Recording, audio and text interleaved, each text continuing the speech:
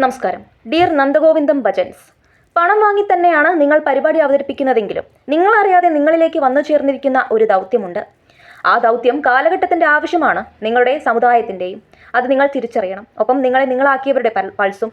കഴിഞ്ഞ മാസം എറണാകുളത്തപ്പൻ അമ്പലത്തിലെ ഉത്സവത്തിനോടനുബന്ധിച്ച് ദർബാർ ഹാൾ ഗ്രൗണ്ടിൽ നിങ്ങൾ നടത്തിയ ഭജനയിൽ രാധതൻ പ്രേമത്തോടാണോ കൃഷ്ണ, ഞാൻ പാടും ഗീതത്തോടാണോ എന്ന പാട്ടിനനുസരിച്ച് ഗ്രൗണ്ടും റോഡും നിറഞ്ഞു കവിഞ്ഞ ജനസഞ്ചയം ഏറ്റുപാടി ആസ്വദിക്കുമ്പോൾ എനിക്ക് ഏറ്റവും സന്തോഷം തോന്നിയത് മൊബൈലിലെ ടോർച്ചും തെളിച്ചു പിടിച്ച് കൈയും തലയും മാട്ടിക്കൊണ്ട് ആൺകുട്ടികളും പെൺകുട്ടികളും നിങ്ങളോടൊപ്പം കൂടെ പാടി ആഘോഷിക്കുന്നത് കണ്ടപ്പോഴാണ്.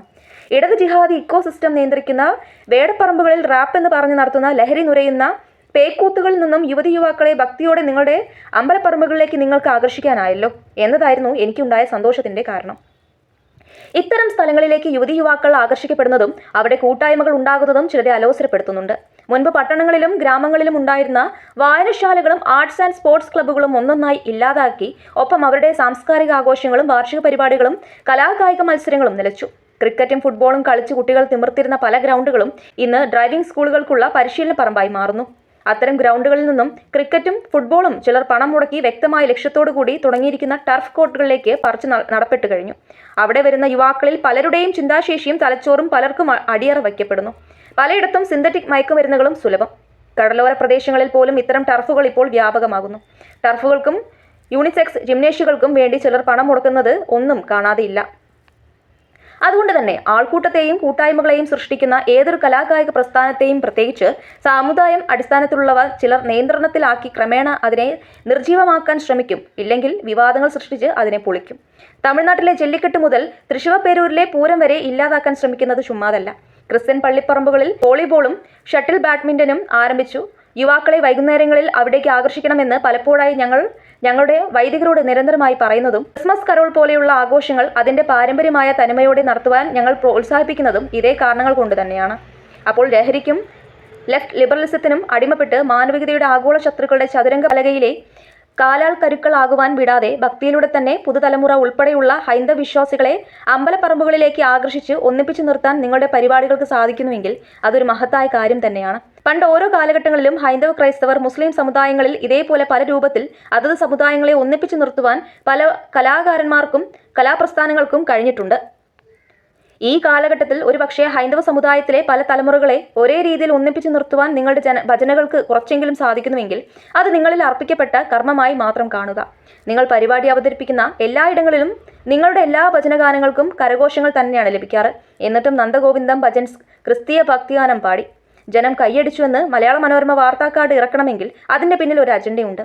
അതേ അജണ്ട തന്നെയാണ് നന്ദഗോവിന്ദം ഭജൻസ് ക്രിസ്തീയ ഭക്തിഗാനം പാടി ജനം കൈയടിച്ചു ഹിന്ദു വർഗീയവാദികൾ എതിർത്തു എന്ന കാർഡ് പുറകെ ദീപിക പത്രം ഇറക്കിയതും. ഹൈന്ദവ ക്രൈസ്തവ സമുദായങ്ങളെ തമ്മിൽ അകറ്റേണ്ടത് ചിലരുടെ ലക്ഷ്യമാണ്. അതിനായി അവർ ഒരുക്കുന്ന കെണികളിൽ നിങ്ങൾ വീഴാതിരിക്കുക. ഇപ്പോൾ തന്നെ കലക്ക് വെള്ളത്തിൽ മീൻ പിടിക്കാനുള്ള ശ്രമം തകൃതിയായി നടക്കുന്നുമുണ്ട്.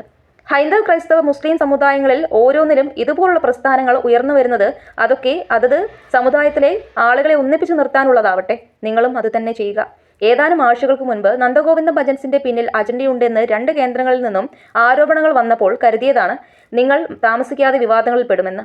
അതുകൊണ്ട് തന്നെ മറ്റൊന്നിനും ചെവി കൊടുക്കാതെ നിങ്ങളാക്കിയ നിലപാടുകളിൽ മാത്രം ഉറച്ചു നിന്ന് മുന്നോട്ട് പോവുക. ഇപ്പോൾ നിങ്ങളെ പിന്തുണച്ചെത്തുന്ന രാഷ്ട്രീയ സാംസ്കാരിക മാധ്യമ സുഹൃത്തുക്കൾ ആരും തന്നെ നിങ്ങളുടെ അഭ്യുതകാംക്ഷികൾ അല്ല എന്ന് നിങ്ങൾ തിരിച്ചറിയണം. ഇനി മറ്റൊന്നുകൂടി പറഞ്ഞുകൊണ്ട് അവസാനിപ്പിക്കാം. ഒരു കാലത്ത് ഇന്ത്യൻ യുവാക്കളുടെ ഹരമായിരുന്ന അപ്പാച്ചി ഇന്ത്യനും ബാബ സൈക്കാളും റിമോ ഫെർണാണ്ടസും ഇന്ന് എവിടെയാണെന്ന് അറിയില്ല. ഹരിഹരനും ലെസ്ലി ലൂയിസും കൂടി ഒന്നിച്ച കൊളോണിയൻ കസിൻസ് ഇന്ന് ഓർമ്മകളിൽ മാത്രം. ഗ്രാമി അവാർഡ് നേടിയ ലോകം മുഴുവൻ ആരാധകരാൽ നിറഞ്ഞ മൈക്കിൾ ജാക്സനും ജോർജ് മൈക്കിളിനും മൈക്കിൾ ബോൾട്ടനും ഇല്ലാത്ത അഹങ്കാരത്തോടെ ആരാധകരുടെ ഫോൺ വിളികളും കത്തുകളും കാരണം സ്വസ്ഥത കിട്ടുന്നില്ല എന്ന് പറഞ്ഞ കേരളത്തിലെ തൈക്കുടം ബ്രിഡ്ജും എവിടെയോ പോയി മറിഞ്ഞു.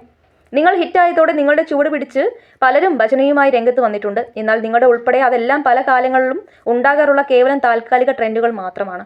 ഇതേ രീതിയിൽ ഒത്തിരി കാലം നിങ്ങൾക്ക് എന്നല്ല ആർക്കും ഇതുപോലുള്ളവ നീട്ടിക്കൊണ്ടുപോകാൻ ആവില്ല. വേടനും മാടനും നിങ്ങളുമെല്ലാം ക്രമേണ മാറ്റപ്പെടും. അതുകൊണ്ട് തന്നെ നന്നായി നിലനിൽക്കുന്ന കാലത്ത് സ്വന്തം സമുദായത്തിന് വിശ്വാസത്തിനും വരും തലമുറകൾക്ക് വേണ്ടി ചെയ്യുവാൻ കഴിയുന്നതെല്ലാം ചെയ്യുക. വർഷങ്ങൾക്ക് മുൻപ് ഇതേ ഗ്രൗണ്ടിൽ ഇതേ പരിപാടി അവതരിപ്പിച്ചപ്പോൾ അന്ന് 500 പേർ പോലും കാണുവാൻ ഉണ്ടായിരുന്നില്ല. എന്നാൽ ഇന്ന് ഈ ജനസാഗരത്തെ കാണുമ്പോൾ ഒത്തിരി സന്തോഷം തോന്നുന്നുവെന്ന് പറഞ്ഞുകൊണ്ട് നിങ്ങൾ കാണികൾക്കും എറണാകുളത്തപ്പനും ദർബാർ ഹാൾ ഗ്രൗണ്ടിൽ വെച്ച് അന്ന് നന്ദി പറഞ്ഞിരുന്നു. അതേ ആ പഴയ 500-ൽ നിന്നും 5000-ഓ 50,000-ഓ ആയി കാണികൾ മാറിയെങ്കിൽ അതിന് ഹേതുവായത് നിങ്ങളുടെ ഹിന്ദു ഐഡന്റിറ്റിയും അതിൽ ഊന്നി നിങ്ങൾ പാടിയ ഭജനകളുമാണ്. ഭക്തിഗാനം എന്നത് മത അടിസ്ഥാനത്തിലുള്ള ഒരു ആസ്വാദനം മാത്രമാണ്. പക്ഷേ ഭജന എന്നാൽ അത് പ്രാർത്ഥനാ കീർത്തനമാണ്. അതിൻ്റെ അടിസ്ഥാനം വിശ്വാസവും. എനിക്കും നിങ്ങൾക്കും ഉൾപ്പെടെ എല്ലാവർക്കും അവരവരുടെ മതവിശ്വാസങ്ങൾ തന്നെയാണ് വലുതെന്ന് കെവിൻ പീറ്റർ ഫേസ്ബുക്കിൽ പങ്കുവച്ച കുറിപ്പിൽ പറയുന്നുണ്ട്. ഞാൻ എൻ്റെ ഈ ഫേസ്ബുക്ക് വാളിൽ കുറിച്ചിടുന്ന കാര്യങ്ങൾ എൻ്റെ സ്വന്തം അഭിപ്രായങ്ങൾ മാത്രമാണ്. അതിന് മറ്റൊന്നുമായി ബന്ധമില്ലെന്നും കെവിൻ പീറ്റർ പറയുന്നുണ്ട്.